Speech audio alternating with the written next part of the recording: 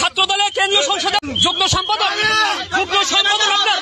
মিন্টু রোডের ডিবি অফিসের সামনে থেকে যে রোডটা গেছে মগবাজারের দিকে, ওখানে সিদ্দিক আপনার প্রাইভেট কার করে যেতেছিল। তো ও একটা স্কুটিকে যখন মেরে দেয়, সিদ্দিক কাজ খুলে তখন স্কুটি অকথ্য ভাষায় যখন আপনার কথা বলতেছিল, ওই মুহূর্তে আমরা হাবিবুল্লাহ মানে ছাত্রদল, আমি সাইফুল ইসলাম, দিদারুল ইসলাম সহ রিয়াজ, জিয়া, তাসমির এবং ওমর, যে ওমর আপনার বৈষম্য আন্দোলনে ওই যে 18 তারিখে পায়ে ওই যে মানে গুলি খেয়ে 70 তো সে মানে সিএমএসে ছিল। আমরা যখন দেখি তারপর সে আমাদেরকে, আমি বলি যে এই সেই আওয়ামী লীগের সেই দোসর যে বৈষম্য আন্দোলনে সেই বিগত দিনে জানেন ভারপ্রাপ্ত চেয়ারম্যান তারেক রহমানকে নিয়ে অকথ্য ভাষায় সেই কথা বলেছেন, সাবেক 3 বারের প্রধানমন্ত্রী মানে দেশনেত্রী এবং খালেদা জিয়া তাকে নিয়ে অকথ্য ভাষায় কথা বলেছেন, এবং সর্বোপরি আমাদের মানে হৃদয়ের স্পন্দন যে ইসলাম যে ধর্ম নিয়ে আমরা বেঁচে, সেই ধর্ম নিয়ে সে অকথ্য ভাষায় তিনি ওই যে কথা বলেছেন। আমি দেখার সাথে সাথে আমার মহানগরের সাধারণ সম্পাদক হান্নান সামি ভাই, তাকে আমি তখন বলি যে ভাই ঠিক আছে, আপনার এই যে ওই যে অভিনেত্রী দালাল এখানে আছে, কি করবো? তখন সে বলল যে ওকে ধরে তুমি থানায় সোপর্দ করো। ও আমাদেরকে দেখে ডিবি অফিসে তখন দৌড় দেয়। ডিবি এখানে ওই যে অফিসার ছিল, তার কাছে বলবে আমাকে ভিতরে দেন। আমি ডিবি যেহেতু আপনার কাছে যেহেতু আসছে, এই সিদ্দিক আসছে, হয় আপনাকে ভিতরে নেবেন, না হয় আপনি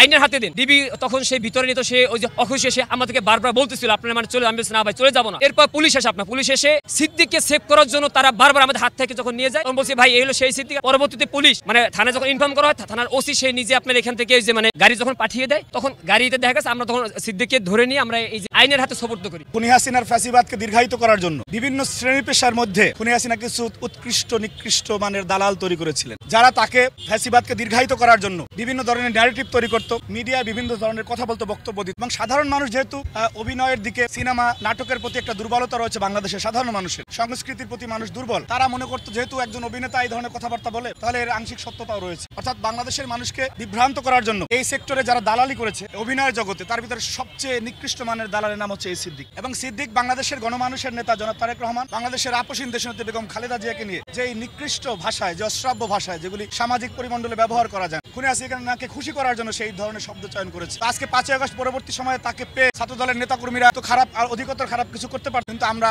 বরাবরের মতো আইনের প্রতি শ্রদ্ধাশীল এবং আইনের কাছে তাকে সুপর্দ করা হয়েছে। আমরা স্পষ্টভাবে বলতে চাই, এবং এটি খুবই সত্য, যে আপনারা দেখবেন যে ঢাকা শহর সহ সারা বাংলাদেশের যেসব জায়গায় ফ্যাসিবাদের দোসররা গ্রেপ্তার হচ্ছে, প্রত্যেকটি ঘটনার সাথে কোনো না কোনোভাবে ছাত্রদল, যুবদল, স্বেচ্ছাসেবক দল, বিএনপি এবং অঙ্গ সহযোগী সংগঠনের নেতাকর্মীরা জড়িত রয়েছে। অর্থাৎ এই যে ফ্যাসিবাদকে নির্মূল করার জন্য যে বিরামহীন চেষ্টা, সেটা কিন্তু তারেক রহমানের কর্মীরাই করে যাচ্ছে। কিন্তু পক্ষান্তরে আমরা যেটা দেখতে পাই টেলিভিশন টক শোতে বিভিন্ন জায়গায় বড় বড় বক্তব্য, ফ্যাসিবাদকে পুনর্বাসন করা যাবে না, তথাকথিত প্রতিদিন সংস্কারের কথা শুনি আমরা। সেই যে সংস্কারবাদীরা, তাদের প্রথম কাজ হওয়ার কথা ছিল যে যেখানে যেখানে ফ্যাসিবাদের দালাল রয়েছে তাদেরকে ধরে দেওয়া। আপনি বাংলাদেশে একটা সিঙ্গেল উদাহরণ দেখাতে পারবেন না যেখানে এই যে নতুন গজিয়ে ওঠা হঠাৎ করে বিপ্লবী তারা কেউ এই ধরনের একজন ফ্যাসিস্টকে ধরিয়ে দিয়েছে। কিন্তু আমরা দেখতে পাই যে তারা বড় বড় বয়ান দিয়ে থাকে, এটা অত্যন্ত দুঃখজনক। এবং আমরা মনে করি জুলাইয়ের শহীদদের পবিত্র রক্তের সাথে এটা আর এক ধরনের বেইমানি।